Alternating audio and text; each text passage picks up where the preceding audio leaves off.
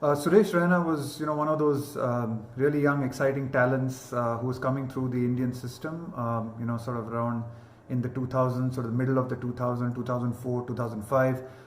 Playing under 19 cricket and doing exceptionally well. And you could see even at that time that Suresh was going to be a very, very important player for India. And that's really how it's played out in the last decade and a half, and a lot of the success that India has had in white ball cricket, a lot of the great moments, the great memories that India has had over the last decade and a half. Suresh has been a really, really big part of them. I think his contribution to Indian cricket, especially in the white ball game, has been fantastic. He's a World Cup winner. He's a Champions Trophy winner, and just the fact that he contributed so much on the field.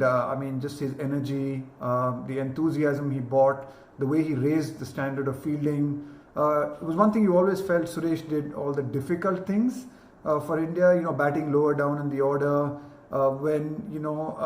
Honestly, his numbers could have been a lot better if he had batted higher up in the order, and that has been shown out in the success that he's had for CSK in the IPL, where he bats at number 3 and has an absolutely phenomenal record, and he's one of the phenomenal players of the IPL over the last decade or so.